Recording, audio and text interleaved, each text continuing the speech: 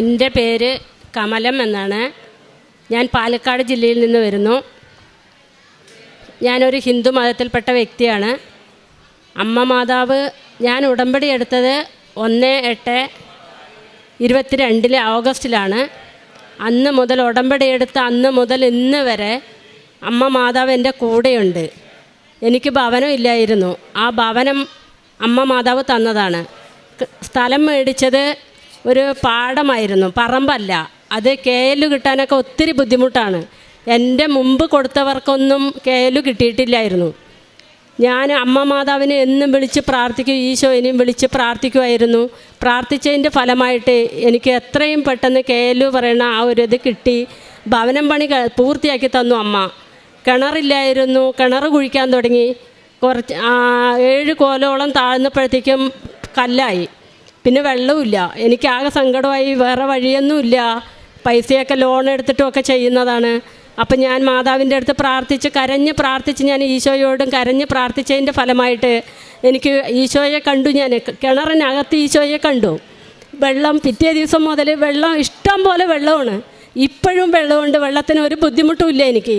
അതുപോലെ എന്തേലും അസുഖം വന്നാലും മാതാവിൻ്റെ വെഞ്ചരിച്ച ഉപ്പും തൈലും ഇവിടുന്ന് കിട്ടുന്ന വെഞ്ചരിച്ച വസ്തുക്കളാണ് ഞാൻ ഉപയോഗിക്കാറ്. ഇന്ന് വരെ അതെനിക്ക് അമ്മ മാതാവ് എൻ്റെ കൂടെ തന്നെയുണ്ട്. ഞാൻ എവിടെ പോകുമ്പോഴും എൻ്റെ അമ്മ കൂടെയുണ്ട്. റബ്ബർ ടാപ്പിങ്ങിനാണ് ഞാൻ പോകുന്നത്. 4 മണിക്ക് എണീക്കും. 4:30 ആകുമ്പോൾ ഞാൻ പ്രത്യക്ഷീകരണ പ്രാർത്ഥന ചൊല്ലി അമ്മയെ പ്രാർത്ഥിച്ച് അവിടെ എത്തുന്നവരെ അരമണിക്കൂർ നടന്നാണ് ഞാൻ പോവുക.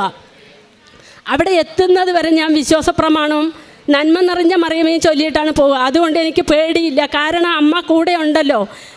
എപ്പോഴും അമ്മ വഴി നടത്തുന്നുണ്ട്. ഇനി അങ്ങോട്ടും വഴി നടത്തുന്ന എനിക്ക് നല്ല വിശ്വാസമുണ്ട്. എൻ്റെ എല്ലാ കാര്യത്തിലും അമ്മയോട് ഞാൻ ചോദിച്ചിട്ട് ചെയ്യാറുള്ളൂ. അമ്മ എനിക്ക് അതിനുള്ള ഉത്തരവും തരാറുണ്ട്. പിന്നെ ഒത്തിരി നമ്മളെ കഷ്ടപ്പെടുത്തും. പക്ഷെ അത് പറഞ്ഞിട്ട് ആരും പിന്നോട്ട് പോകരുത്.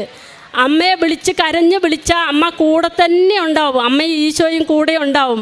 നമുക്ക് സഹനങ്ങൾ ഒരുപാട് തരും. ഞാൻ ഒത്തിരി അനുഭവിച്ചാണ്. പക്ഷേ ഞാൻ എൻ്റെ അമ്മയെ കൈവിട്ടില്ല. ഞാൻ 5ാമത്തെ പുതുക്കലാണ്. ഞാൻ 22 ഉടമ്പടി എടുത്തു. ഇതിപ്പോൾ 5ാമത്തെ പുതുക്കലാണ്. എനിക്ക് സാക്ഷ്യം പറയാൻ ഞാൻ ഒത്തിരി ഇവിടെ നിന്നു. പക്ഷെ തിരക്ക് കാരണം സാഹചര്യം എന്താണെന്നറിയില്ല. അമ്മ ഇപ്പോഴാണ് എനിക്ക് അതിനുള്ള അനുവാദം തന്നത്. അമ്മ മാതാവിനെ ഒരിക്കലും ആരും കൈവിടരുത്. എല്ലാത്തിനും അമ്മയും ഈശോയും കൂട്ടുപിടിച്ചാൽ പലവരും പലതും പറയും. പക്ഷെ അതൊന്നും നമ്മൾ ചെവിക്കൊള്ളാൻ പാടില്ല. നമുക്ക് അനുഭവങ്ങളാണ് നമ്മൾക്ക് വേണ്ടത്. പത്രപ്രവർത്തനമാണെങ്കിലും പത്രങ്ങൾ നമ്മൾ കൊണ്ടുപോകുമ്പോൾ ഓട്ടോക്കാർക്കും കടകളിലും വീടുകളിലും എല്ലാം ഞാൻ കയറി നടന്നാണ് ചിലപ്പോഴൊക്കെ ഞാൻ കൊണ്ടു കൊടുക്കുക. അവർ നമ്മളെ കളിയാക്കാറുണ്ട്, അവരെ പുച്ഛിക്കാറുണ്ട്. അതൊന്നും നമ്മൾ മൈൻഡ് ചെയ്യില്ല. ആദ്യമൊക്കെ എനിക്കിങ്ങനെ അയ്യോ എന്താ ഇവരിങ്ങനെ പറയണമെന്നൊക്കെ തോന്നും. പക്ഷേ ഇപ്പോൾ എനിക്ക് ഒരു നാണക്കേടും ഇല്ല, ഒന്നുമില്ല. ഇപ്പം ഞാൻ നല്ല ഇതിൽ പോയിട്ട് കൃപാസനത്തിലെ പത്രമാണ് ഇന്ന അനുഭവങ്ങളാണെന്ന് പറഞ്ഞേ ഞാൻ കൊടുക്കാറുള്ളൂ. പിന്നെ അനാഥാലയങ്ങളിൽ ഞാൻ പോവാറുണ്ട്. അവിടെ അമ്മമാരെ എന്നെക്കൊണ്ടാവുന്ന പോലെ ഞാൻ സഹായിക്കാറുണ്ട്. ഇപ്പോൾ ഒരാൾ വയ്യാന്ന് പറഞ്ഞാൽ എന്നെക്കൊണ്ടാവുന്നത് ചെറിയ സഹായമാണെങ്കിലും ഞാനത് ചെയ്യാറുണ്ട്. ഇത്രയും അനുഗ്രഹങ്ങൾ തന്ന അമ്മ മാതാവിനും തിരുക്കുമാരനും കോടാനുകോടി നന്ദി. ഇനിയും സാക്ഷ്യങ്ങൾ പറയാനുള്ള എനിക്ക് അമ്മ അനുവദിച്ച് തന്നാൽ ഇനിയും വന്ന് ഈ പുണ്യഭൂമിയിൽ കയറാൻ തന്നെ അനുഗ്രഹിച്ച അമ്മയ്ക്ക് കോടാനുകോടി നന്ദി ഞാൻ അർപ്പിക്കുന്നു. ഉടമ്പടി എടുക്കണ മുമ്പ് ഭയങ്കര ദേഷ്യമായിരുന്നു. ഉടമ്പടി എടുത്ത അന്ന് മുതൽ ഇപ്പം ഞാൻ ആരെന്നോട് ഇങ്ങോട്ട് ദേഷ്യപ്പെട്ടാലും നല്ല സമാധാനത്തിലേ സംസാരിക്കാറുള്ളൂ. എനിക്ക് അമ്മ ഒത്തിരി അനുഗ്രഹങ്ങൾ തന്നിട്ടുണ്ട്. ഇവിടെ പറയുന്നതും ഓർമ്മയുള്ളതും അല്ലാത്തതായ ഒത്തിരി അനുഗ്രഹങ്ങൾ അമ്മ എനിക്ക് തന്നിട്ടുണ്ട്. ഞാനൊരു ഹിന്ദു മതത്തിൽപ്പെട്ട വ്യക്തിയാണ്. എനിക്ക് കൂടുതലൊന്നും പ്രാർത്ഥിക്കാനൊന്നും അറിയില്ല. പക്ഷേ എങ്കിലും പത്രം കിട്ടി ആ പത്രത്തിലെ ഫോട്ടോ നോക്കിയിട്ടാണ് ഞാൻ അമ്മയെ വിളിച്ച് കരഞ്ഞ് പ്രാർത്ഥിക്കാറ്. എല്ലാവരും ഇവിടെ വന്നിരിക്കുന്ന എല്ലാവർക്കും അമ്മയെ കൈവിടാതെ പ്രാർത്ഥിച്ചാൽ നമ്മുടെ കൂടെ തന്നെ ഉണ്ടാവും. പക്ഷേ പരീക്ഷണങ്ങൾ തരുന്നു എന്ന് പറഞ്ഞിട്ട് നമ്മൾ മാറിപ്പോയാൽ പിന്നെ അമ്മ കൂടെ ഉണ്ടാവില്ല. പക്ഷേ എന്ത് സഹനത്തിലും നിന്ന് നമ്മൾ പ്രാർത്ഥിക്കുമെങ്കിൽ അമ്മ നമ്മുടെ കൂടെ ഉണ്ടാവും. ഈശോയപ്പനും കൂടെ ഉണ്ടാവും. 2 വട്ടം ഞാൻ അമ്മയെ സ്വപ്നത്തിൽ കണ്ടതാ.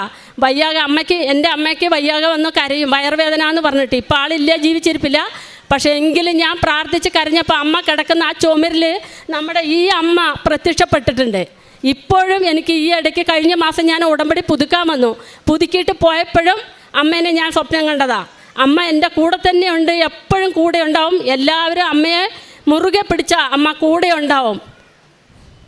ഇത്രയും പറഞ്ഞുകൊണ്ട് ഞാൻ നിർത്തുന്നു. ഇനി അമ്മയുടെ അടുത്ത് വന്ന് സാക്ഷ്യം പറയാനുള്ള കൃപ അമ്മ തരുമെന്ന് ഞാൻ വിശ്വസിക്കുന്നു, പൂർണ്ണമായി വിശ്വസിക്കുന്നു.